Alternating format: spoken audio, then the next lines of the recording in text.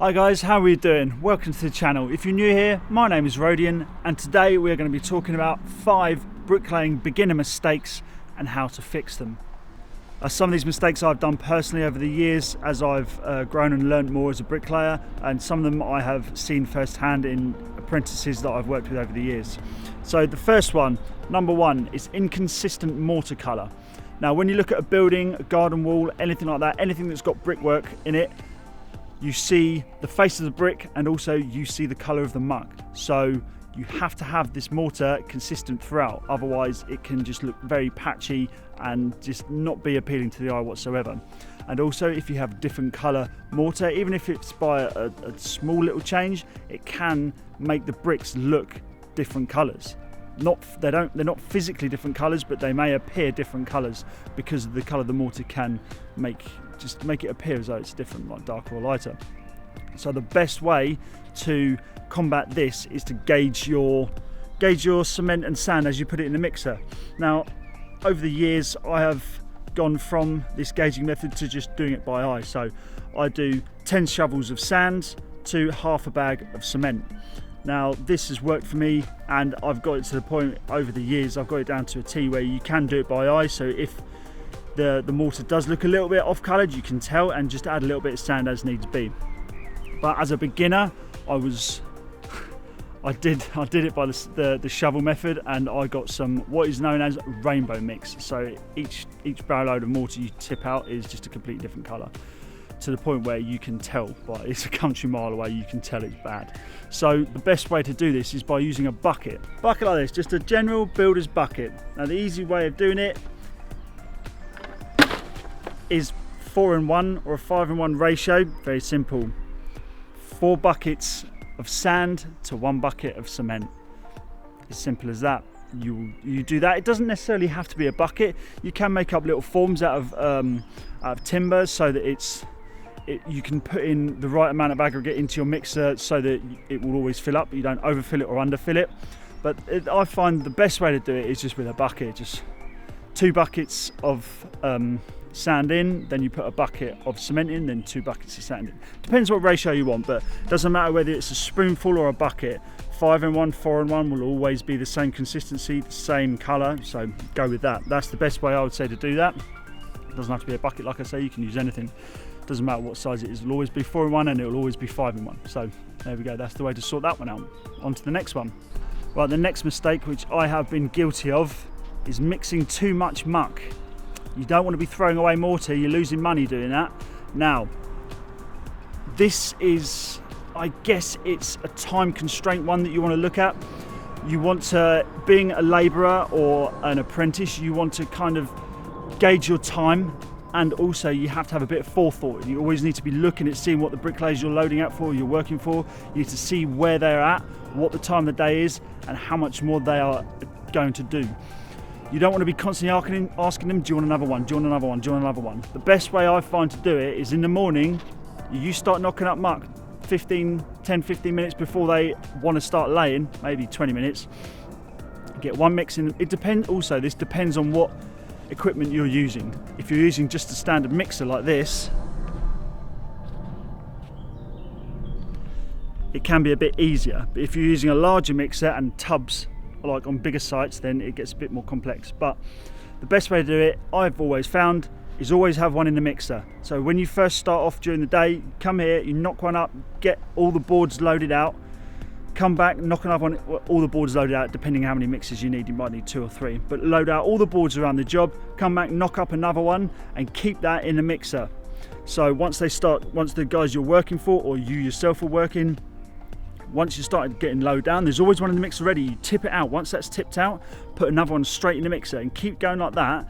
But you also have to remember, you need to know what time lunchtime is, because there's no point having one in the mixer over lunchtime because it just won't get used. So I'd say work out how fast it takes everyone to use the muck, roughly, and then leave that amount of time before lunch. So say, if, for example, if it takes everyone half an hour to use up all the muck on the boards, load it all up half an hour or 45 minutes before lunch, so then make sure the mix is empty. Once they've used it up, then you'll be looking to get to lunchtime, and then do the same afterwards. I remember a time where I knocked up 2 extra gauges, and I thought it was 3 o'clock, but it was actually 4 o'clock. So I knocked 2 more gauges up, and it took us another hour. We didn't leave the job till 5. Now that's fair enough, but when you're working for a company, you don't really want to be giving them free time, because most of the time it goes unnoticed. But anyway, so always remember, keep your eye on the time and learn how long it takes people to use up the muck that's on the boards, and then you should be fine. You don't want to be overdoing muck, because it's A, wasting money, and B, wasting time. Right, here we go, number 3. This one I have been guilty of fairly recently, and this is not cutting off excess mortar. Now this is either after you've finished rubbing up, there's all the little mouses and little extra bits that are on the front of the brickwork. You need to cut that off before brushing. And also your snots, which is everything that's behind the brick in the cavity or behind your block. Those really, really do need cleaning off, because it can impede the insulation going in. It can get in the way of that, and it can also make it so it doesn't fit tightly against the blockwork, which that's in a partial fill, and that really needs to be right tight up against the blockwork. So you must remember to, after you've jointed, A, cut all the snots off front and back, and B, you must brush it. But you have to brush it at the right time. Leave it about, depending on the time of the day and how hot or cold it is, you want to leave it probably, I don't know, 10 minutes I like to leave it, and then just test it. If it's a bit too wet, leave it another 10 minutes. But you must remember to cut snots off backs and fronts of your brick and block work. Okay, the next mistake number 4, is the size of your trowel. Now, none of that, not thinking like that, I'm talking about actual trowels here. So I've seen this a lot, and it's something that luckily my dad, who taught me how to lay bricks, told me about before it even happened to me. So the problem is, when you're starting out laying bricks, you're an apprentice, or the first time you're getting on the trowel, you don't want to use a trowel that's too big, because your wrist, it's just not used to it. The muscles in your wrist are just not used to a big trowel, and you can have problems. Like, it'll hurt your wrist a lot. There's some people say you should start big and it will work your way, and your wrist will get used to it a lot quicker, but I disagree. I think it's a slower process. Plus, using a big trowel, I don't think you have the right maneuverability you would do as you learn. So I think you should start off with a smaller trowel, maybe a London pattern trowel. I'll show you the trowels in a second. A London pattern trowel as to opposed to a Philadelphia pattern trowel, and then from there you can work up.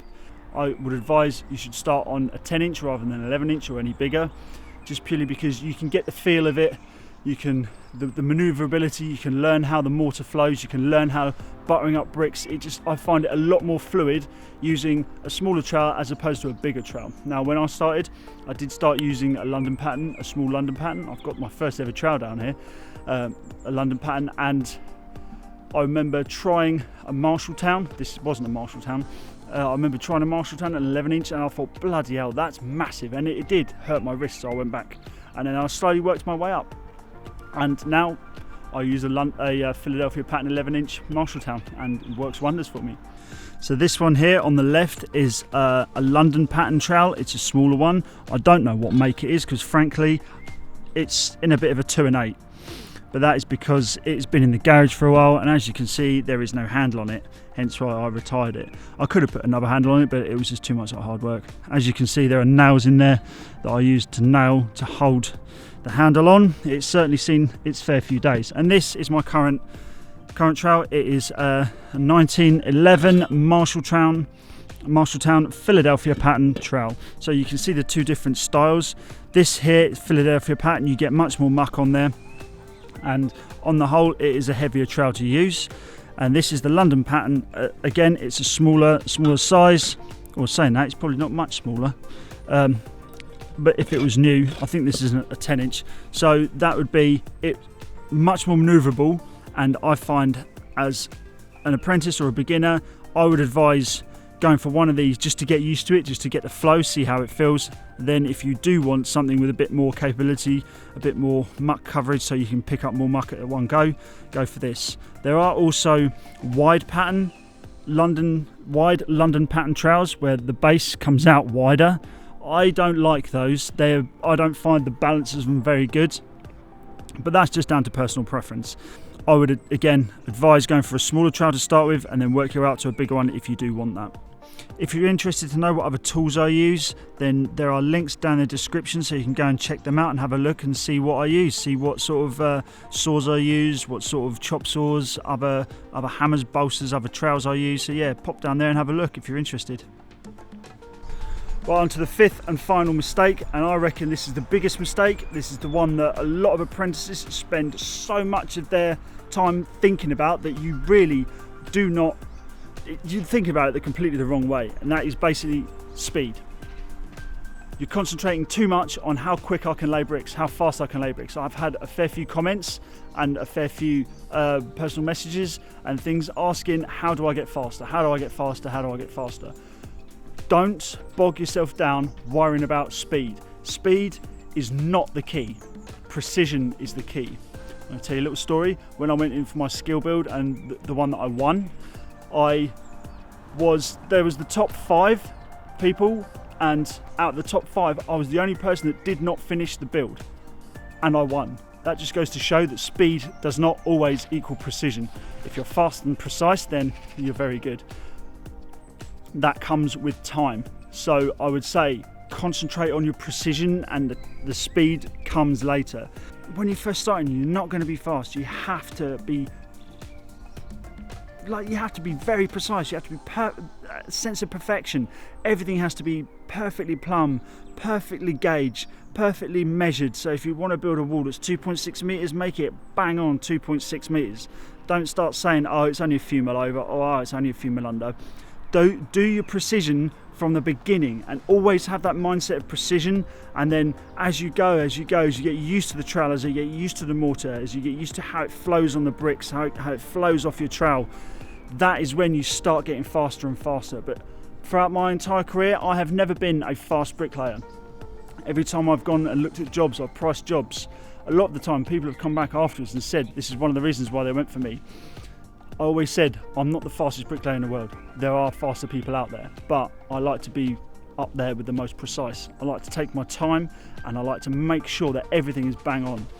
Now, this I think is something that you should adopt, because if you go forward doing this mindset, you will get faster and faster. I have noticed, even in recent years, I've noticed myself getting faster because my number one goal is to be precise, and I find that if you do that, then you'll be doing well. If you start deciding that, oh, I want speed, the faster you lay, the quicker you earn money, yeah, but if you do a sloppy job, you got to go back and change it, and therefore you ain't going to earn as much money, are you?